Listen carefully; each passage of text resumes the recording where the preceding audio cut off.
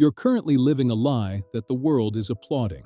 Imagine the most successful person you know, the one whose emails are a masterpiece of professional poise, whose desk is a minimalist sanctuary, and whose life looks like a masterclass in disciplined achievement.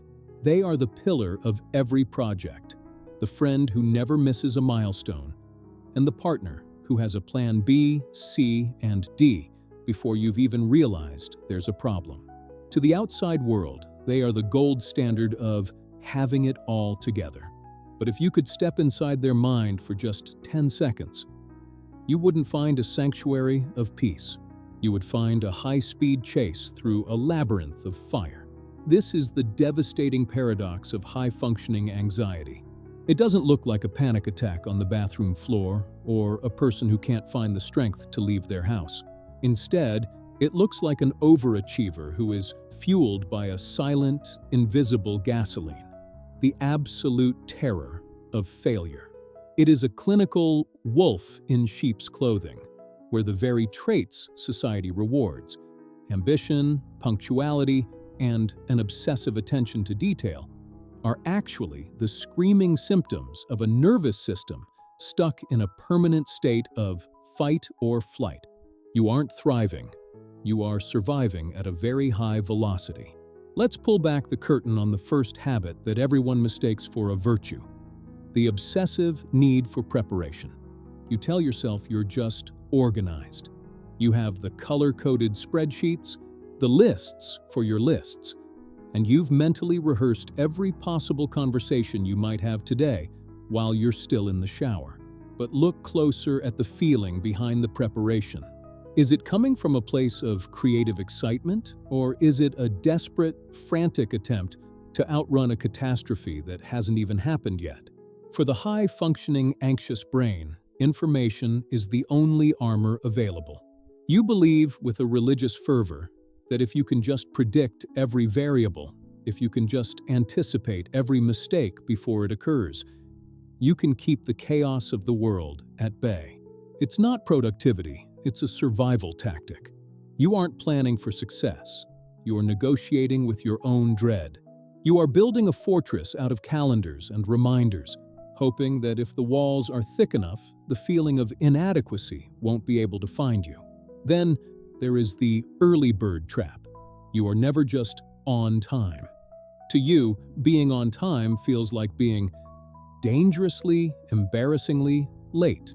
You arrive 15 minutes early to every meeting, sitting in your car with your heart drumming a frantic rhythm against your ribs, checking your watch every 30 seconds as if the seconds themselves are judge and jury.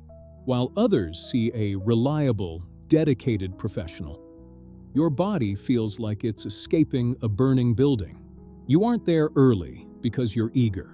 You're there because the thought of a 1-minute delay triggers a cascade of psychological shame that feels like a physical weight. You are a prisoner to the clock, terrified that a single lapse in your schedule will expose you as the fraud you've convinced yourself you are. This isn't respect for others' time. It's a desperate plea to be seen as beyond reproach, so that no one looks too closely at the shaking hands beneath the desk. But perhaps the most deceptive habit of all is the yes reflex. You are the person everyone can count on. You take on the extra project, you host the dinner party, you stay late to help a colleague with a task that isn't even yours. And you do it all with a practiced, serene smile. The world calls you a people pleaser or a hero, but in the quiet, dark corners of your own mind, that yes is a scream for safety. You aren't saying yes because you have the capacity. You're saying yes because the word no feels like a death sentence to your reputation. You are terrified that if you stop performing, if you stop being useful, the people around you will finally see the real you. The version of yourself you've spent a lifetime convincing yourself is broken, lazy, or inherently unworthy of love without a list of accomplishments to back it up. You are living on a treadmill that never stops, and because you're running so beautifully, no one thinks to ask if you're out of breath. You've become an elite athlete at wearing the mask of competence, while your inner world is fraying at the edges like an old rope under too much tension. And yet, there is one specific habit, something you do every single morning without thinking, that is the clearest warning sign of all. It's the one thing you've likely been most proud of. Until now, you wake up before the alarm even dares to sound. Your eyes snap open, not with the gentle ease of a restorative sleep, but with the jolting, electric precision of a soldier in a combat zone. This is what you call your productivity, isn't it? You pride yourself on being the person who hits the ground running, the one who has already mentally cleared 3 emails and drafted a grocery list before your feet even touch the cold, hardwood floor. But look closer at the physiology of that moment. Notice the tightness in your solar plexus, that faint, buzzing electric current running through your limbs like a faulty wire. This isn't motivation. It's a calculated, preemptive strike against a day you've already decided is a threat. You aren't getting a head start. You are desperately trying to outrun a shadow of inadequacy that you fear will catch you the moment you slow down. In psychology, we call this over-preparation, and while the world rewards it with promotions, praise, and Employee of the Month plaques, your nervous system is paying the invoice in pure cortisol. You move through your morning like a grandmaster playing a high-stakes game of chess against an invisible opponent. Every movement is optimized for maximum output. Every interaction is rehearsed to ensure no social friction. When you speak to your partner or a colleague, you aren't just talking. You're scanning their faces for micro-expressions of disapproval. You've become a master of the social scan. You interpret a 2-second delay in a text response as a catastrophic shift in a relationship. You read into the tone of a simple "good morning" as if it were a coded message announcing your impending failure. You are hyper-attuned to the emotional shifts of everyone around you, not out of empathy, but out of a desperate need to manage their perception of you. If they are happy, you are safe.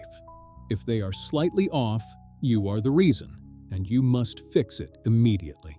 To the outside world, you are the reliable one, the yes person, the one who catches the details everyone else misses.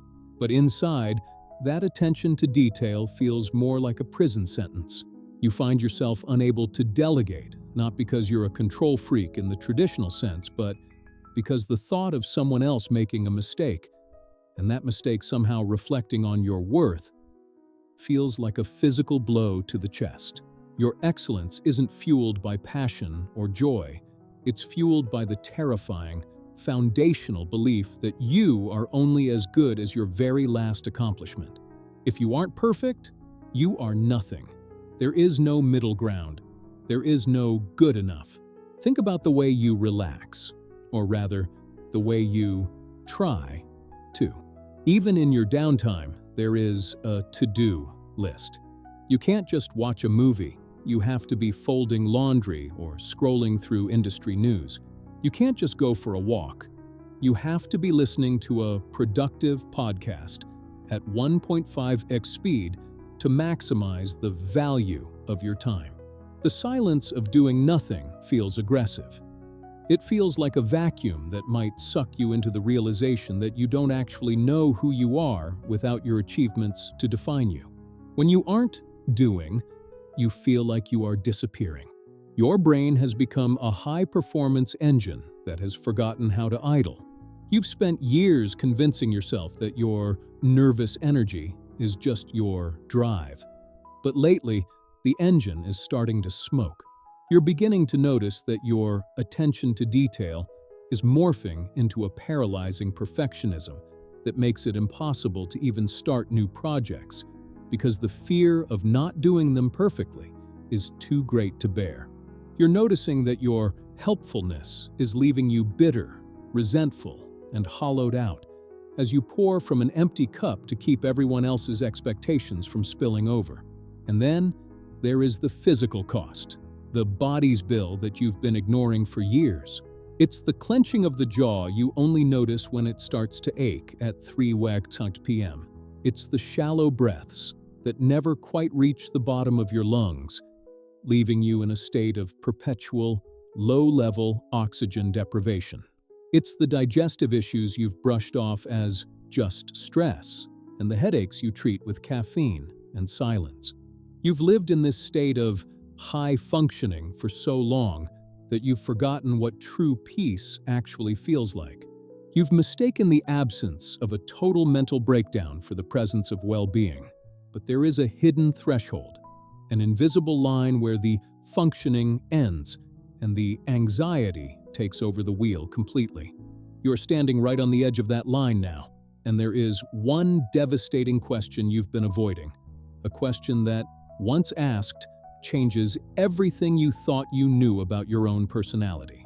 The question you've been avoiding, the one that keeps you awake when the rest of the world has finally drifted into silence, is simply this: who would I be if I wasn't always running?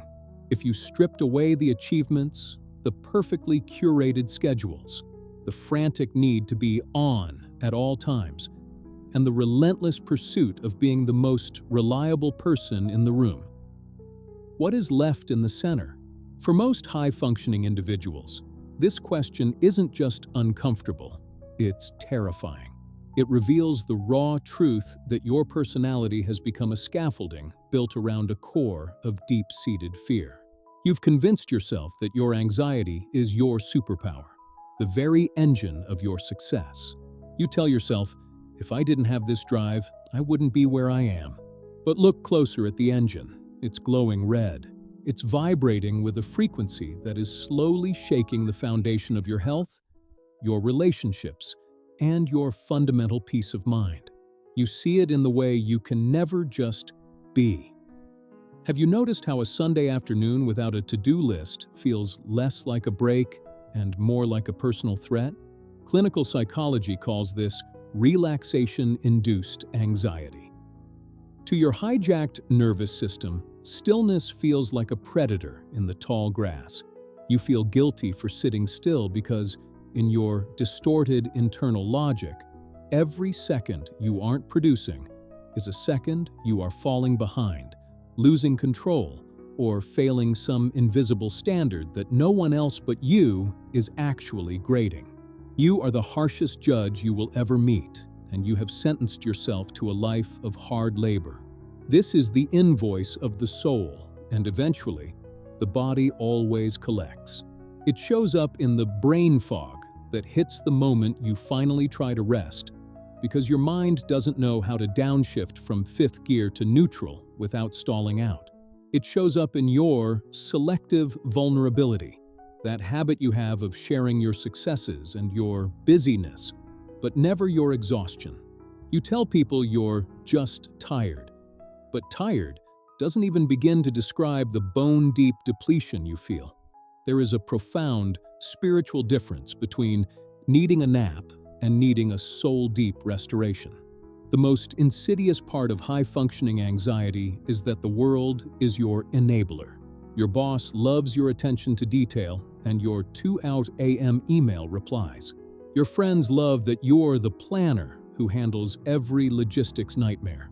Your family loves that you always have it together. But you are dying behind the mask of having it together. You are performing a version of yourself that is sustainable for everyone else's convenience, but lethal for your own spirit. You have become a high-quality product for others to consume, rather than a human being for you to experience. So, how do we break the cycle before the engine finally seizes? It starts with the radical, uncomfortable realization that your worth is not a variable of your productivity. It requires a tectonic shift from being high-functioning to being highly aware. Awareness means noticing the exact moment your heart rate spikes because an email went unanswered for 10 minutes. It means acknowledging that your perfectionism is not a badge of honor, but a sophisticated shield you built to protect yourself against the fear of being judged as not enough. The path forward isn't about eliminating the anxiety. that's just another project for you to try and perfect. It's about changing your relationship with it. It's about learning to sit in the silence and realizing that the world doesn't stop turning when you stop pushing. It's about realizing that no is a complete and holy sentence, and that rest is not a reward for work finished, but a prerequisite for a life well lived. You have spent so much of your life being the person who does everything, for everyone, all the time.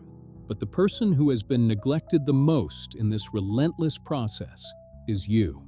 You deserve the same radical compassion you give to your work.